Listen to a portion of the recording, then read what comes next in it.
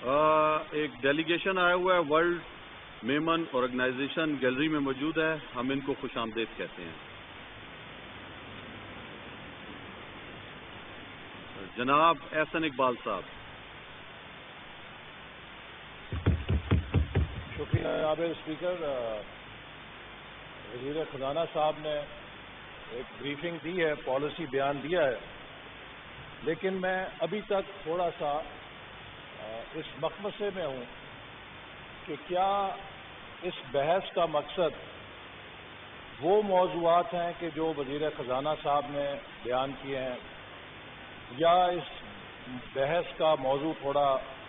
وسیع تر ہے جیسے کہ اس سے پہلے وزیر خارجہ نے بھی بیان کیا. اس میں کوئی شبہ نہیں کہ پاکستان کی معیشت کے جو مسائل ہیں انہیں ہم دو حصوں میں کیٹیگرائز کر سکتے ہیں. کچھ پاکستان کے معاشی مسائل ہیں جنہیں آپ کلائمیٹک فیکٹرز کہہ سکتے ہیں، جو پچھلے 70 سال سے ہمارے ملک کے اندر جو نقائص معیشت میں شامل ہیں، جو ہماری چشم پوشی رہی ہے دنیا کے رجحانات کے پاکستان کی معیشت کو چلانے کے لیے، اس حوالے سے کوتاہیاں اگر رہیں تو انہوں نے لانگ ٹرم اسٹرکچرل امبیلنسز ہماری معیشت میں پیدا کیے ہیں، جن کو شاید کوئی حکومت بھی 5 سال کے اندر فکس نہیں کر سکتی، چونکہ انہیں درست کرنے کے لیے آپ کو 10-15 سال کا وقت چاہیے. تو وہ ہمارے قومی مسائل ہیں، اور اسی لیے لیڈر آف اپوزیشن نے اپنے ابتدائی خطاب کے اندر حکومت کو ایک بہت فراخ دلانہ پیشکش کی تھی. اس سے پہلے پچھلی ہماری حکومت میں وزیر خزانہ بھی کہہ چکے تھے کہ ہم تمام سنجیدگی کے ساتھ تمام اپوزیشن جماعتوں کے ساتھ مل کر ایک نیشنل چارٹر آف اکانومی پہ کام کرنا چاہتے ہیں، تاکہ پاکستان کے اندر کوئی بھی حکومت آئے وہ ان بنیادی ایشوز کے اوپر کسی قسم کی ابہام سے دوچار نہ ہو، اور ہم ان مسائل کو اوور 10 to 15 ایئرز حل کریں. جناب اسپیکر، ہم جس دور میں آج داخل ہو چکے ہیں، یہ دور کئی لحاظ سے انسانی تہذیب میں، انسانی تاریخ میں بہت ہنگامہ خیز دور ہے. چونکہ تبدیلی کی رفتار وہ تبدیلی نہیں کہ جس کے اوپر اس حکومت نے الیکشن لڑا تھا، بلکہ وہ تبدیلی کے جو دنیا کے اندر پیراڈائم چینج لا رہی ہے، پیداواریت کے اندر، مسابقت کے اندر، اور معیشت کی کامیابی کو یقینی بنانے کے لیے. ایک وقت تھا کہ ہم ایگریکلچر اکانومی کا حصہ تھے، پھر ہم 300 سال انڈسٹریل اکانومی میں رہے، اب یہ دنیا نالج اکانومی میں داخل ہو چکی ہے، اور 4th انڈسٹریل ریولوشن ہمارے سامنے کھڑا ہے.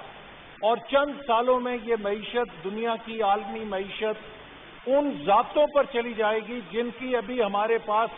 ABC بھی نہیں ہے. ڈیجیٹل ٹیکنالوجی دنیا میں پیراڈائم شفٹ لا رہی ہے پروڈکشن کے اندر. کس طریقے سے آرٹیفیشل انٹیلیجنس ریڈیفائن کرے گی، کس طرح سے آٹومیشن، روبوٹکس ہمیں امپیکٹ کرے گی، کس طریقے سے کلاؤڈ کمپیوٹنگ، بگ ڈیٹا ہماری دنیا کو تبدیل کر رہے ہیں، اور کس طریقے سے بایو ٹیکنالوجی تبدیلی لا رہی ہے، نینو ٹیکنالوجی تبدیلی لا رہی ہے. آج شاید ہمیں ان کا پوری طرح ادراک نہیں، اور اگر ہم نے اس کے لیے رسپانسونیس لانی ہے تو جیسے میں نے کہا کہ یہ رسپانس کسی ایک حکومت کے دور میں ممکن نہیں ہے، یہ 10, 15, 20 سال کے اوپر ہم اپنے ملک کے اندر لا سکتے ہیں. تو ان ایشوز کا کوئی ذکر نہیں آیا. ہم نے جب حکومت سنبھالی تو اسی لیے جہاں فوری مسائل کو حل کرنے کے لیے پیش قدمی کی، ایک لانگ ٹرم ایجنڈے کے اوپر بھی کام کیا، اور اس کو ویژن 2025 کہا. اس کے لیے ہم نے چاروں صوبائی حکومتوں کے ساتھ مل کر کام کیا. اس میں PTI کی اونرشپ بھی حاصل کی،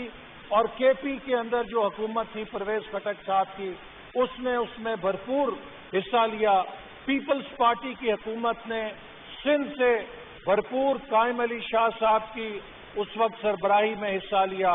اور بلوچستان سے جو نیشنلسٹ گورنمنٹ تھی اس وقت ڈاکٹر مالک صاحب، انہوں نے حصہ لیا، اور ہم نے ایک نیشنل ڈاکومنٹ بنایا جس کو ویژن 2025 کہتے ہیں، اور اس کا مقصد یہ تھا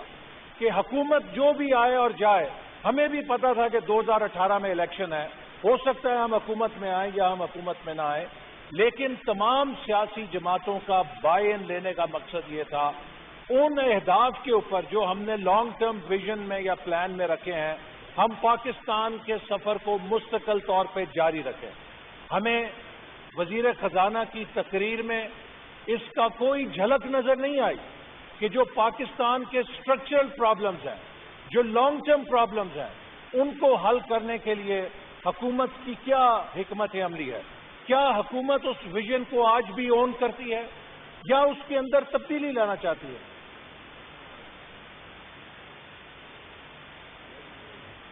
جی جناب خورشید شاہ صاحب۔